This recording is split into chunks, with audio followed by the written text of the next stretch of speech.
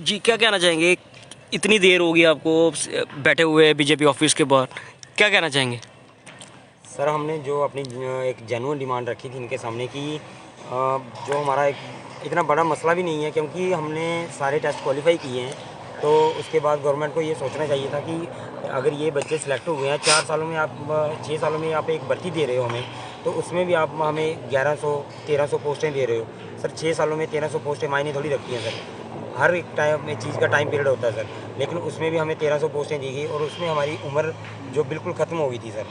तो उसी के रिलेटेड जो हम उसको मद्देनज़र रखते हुए डॉक्टर साहब ने हमें एक प्रॉमिस दिया था कि आपकी 2000 वैकेंसी इंक्रीज़ कर दी जाएगी। तो हमने उसी को अडॉप्ट किया कि ठीक है 2000 वैकेंसी आ जाएगी, हमारा 3300 लड़का जो सिलेक्ट हुआ है तो उसमें हम एडजस्ट हो जाएंगे। हमने सोच लिया था कि हम अब भर्ती हो गए हैं, हमने सारे स्टैंडर्ड क्वालिफाई कर लिए हैं।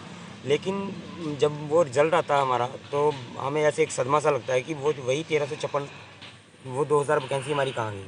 फिर हमने उसी को हम लेके उनके सामने आए हैं कि सर प्लीज़ हमें वो बताइए, वो हमारी 2000 वैकेंसी आप हमें कब दे रहे हो, जो है वो तो दो हमें।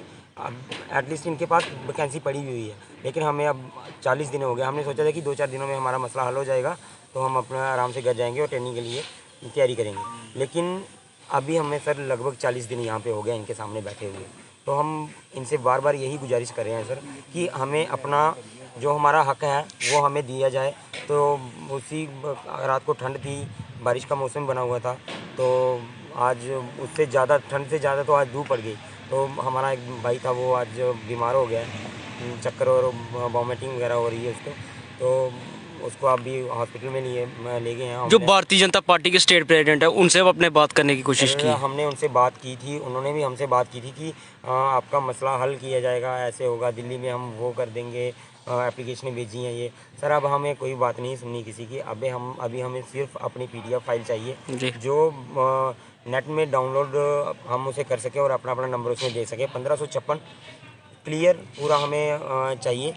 जब हमारी पीडीएफ आएगी तो बस हमारी इतनी गुजारिश है, हमारा भाई ठीक हो जाए, ठीक होकर हमारे बीच आ जाए तो हमें थोड़ी और खुशी होगी। उसी वजह से हम अभी दुख हम अपना बता ही नहीं सकते कि हमें अपने भाई का कितना दुख हो रहा है, क्योंकि हम एक फैमिली से बन गए हैं। हमें जी। फैमिली मेम्बर में किसी को भी कुछ हो जाता है ना, तो हमें सर अंदर ऐसे आग लगती है ना, वैसा हमें फील होता है सर। जी। जी, क्या कहना चाहेंगे जिस सर तरीके मैं ये से? बोलना चाहूँगा, आज मैं एक इंटरव्यू देख रहा था, जो पठानिया साहब है स्पोक्स पर्सन भाजपा के, तो वो कह रहे थे, उनसे जब रिपोर्टर ने पूछा कि बीएसएफ की जो एस्पायरेंट्स आपके इस दफ्तर के बाहर, कार्यालय के बाहर प्रदर्शन कर रहे हैं अपनी डिमांड्स को लेके, तो आप उनका मामला हल क्यों नहीं? ये बोलते हैं कि हमारे पास कुछ नहीं, हमारे पास इतनी पावर होती है, हम पेन भी साइन कर देते। हमें दुख होता है, हम रोज़ इनको देखते हैं, बोलते हैं इनको हम चाहते हैं कि घर चले जाएं, हम इनका प्रोसेस चला रहे हैं, लेकिन हमारे अंडर है ही नहीं काम।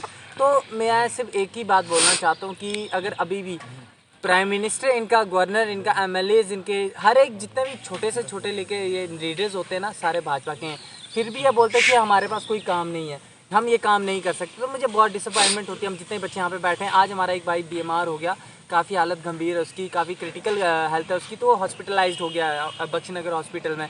तो मैं एक ही बात बोलना चाहता हूँ कि हमें टेंट तक लगाने की परमिशन नहीं दी गई। इतना टॉर्चर किया गया हमारे साथ, जो टेररिस्ट वगैरह होते हैं उनके साथ भी ऐसा टॉर्चर नहीं किया जाता होगा। दिन रात ठंड रात को इतनी होती है, दिन को गर्मी इतनी होती है टेम्परेचर में, और हमें इतना ज़्यादा टॉर्चर किया जा रहा है, इतना ज़्यादा हमें क्या बोलूँ, बहुत तकलीफ दी जा रही है, बहुत हैरास किया जा रहा है। तो मैं सरकार से सिर्फ ये बोलता हूँ कि ऑल मेडिकल फिट को ज्वाइनिंग दे।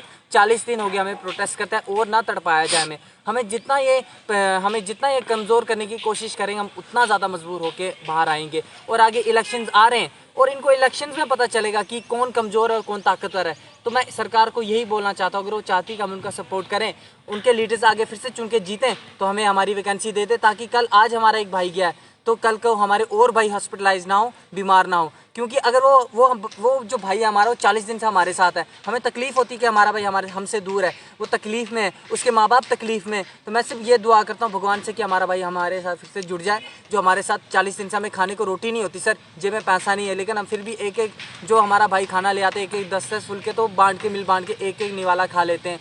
तो इस भाई ने बेचारे ने कुछ खाया नहीं था, उसने बोला कि चलो आप खा लो, मैं नहीं खाऊंगा, कोई बात नहीं, ताकि जो बच्चे आए उनको खाना पूरा हो जाए। अगर गवर्नर साहब ये वीडियो देख रहे हो तो क्या आप उनसे क्या अपील करेंगे? सर गवर्नर साहब ने आज तक कोई वीडियो नहीं देखी क्या?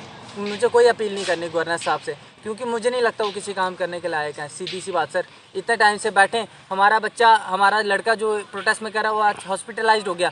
गवर्नर साहब को कोई सुध बुध नहीं है, पता नहीं कहाँ कहाँ टेम्पल्स में जाते हैं, गुरुद्वारास में जाते हैं, पीस के लिए शांत वो मानने, ये प्रेयर करने जाते हैं, वो करने जाते हैं, लेकिन उनको बच्चों की कोई सुध बुध नहीं है। ये झूठे ड्रामे करते हैं सर, सिर्फ कि हम यहाँ गए, हम वहाँ गए, प्रेयर करने गए कि सबको शांति मिले, पीस जो है ज़्यादा फैले। तो उनको ये पता नहीं कि उनके दफ्तर के बाहर हम एक बार आए थे, उनको कोई पता नहीं, हमसे एक बार भी उन्होंने मीटिंग नहीं की। तो मुझे गवर्नर साहब से कोई डिमांड नहीं है, वो कोई काम नहीं कर सकते जहाँ तक मुझे लगता है। मुझे बस भाजपा सरकार से उम्मीद है वो हमारा काम करे, बस हम उठ के चले जाएंगे।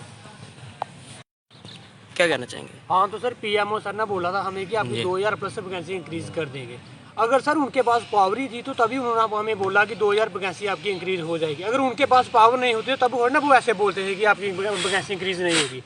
सर उन्होंने हमें बोला, तभी हम जहाँ पे आए हुए हैं, तभी हम सभी लड़के जहाँ पे बैठे हुए हैं, हमें वो हमारे मतलब कि स्टेट पीएमओ है हमारे नार्थन के, तो उनके पास है सर, वो करने को कुछ भी कर सकते हैं। हम डीआईजी साहब के पास गए, उन्होंने बोला कि बेटा अगर वो एक साइन कर देते हैं तो आपका जो मसला है वो एक दिन में हल हो जाएगा। ये कोई इतना बड़ा मसला नहीं है उनके लिए। ये फिर भी सर ये इनको समझ नहीं आ रही, पता नहीं क्या समझ रहे हैं। ये हमें एक खिलौने जैसा व्यवहार कर रहे हैं हमें। कभी कुछ बोलते हैं, कल आना, परसों आना, 3 दिन बाद आना, 4 दिन बाद। सर ऐसा थोड़ी ना होता है, हम भी इनके बच्चे हैं, इनके भी घर में बच्चे हैं। कम से कम वो तो देखो कि आप भी एक मतलब फैमिली वाले हो, हमारी भी पीछे फैमिली है, हमें भी घर वाले देखते हैं। सर ये इनका कोई पता नहीं है क्या करते हैं क्या नहीं करते हैं। थोड़ी तो शर्म करो, थोड़ी तो रहम खाओ हमारे ऊपर। सर आज 40 दिन हो गए हमने जहाँ पे बैठे हुए, ठंड में भी जहाँ पे होते हैं, रात को भी दिन को भी, मतलब खाने के लिए सर कुछ भी नहीं है। लड़का मेरा कोई सुबह घर से आता है, मतलब 10-20 फुलके लाता है, हम 40-50 बंदे हैं जहाँ पे, आधा एक फुलका करके हम खा लेते हैं। कैसे गुजारा होगा? आए बेरा हमारा कठुआ एक लड़का था विशाल, वो सर बीमार हो गया था, अभी एम्बुलेंस आई, उसको हॉस्पिटल लेके चलेगी। होगा कुछ नहीं, वो वहाँ से आएंगे बस हंसेंगे, जे वो है वो। सर इससे कोई काम नहीं होगा। हम सिर्फ पीएमओ डॉक्टर साहब के आगे अपील करते हैं, रिक्वेस्ट करते हैं कि सर हम आपके बच्चे हैं, हम जम्मू के रहने वाले हैं, सर प्लीज़ सर हमारी वो आवाज़ सुनो। जो आपने हमारे साथ जो वादा किया हुआ है, हमारा वादा पूरा कीजिए सर।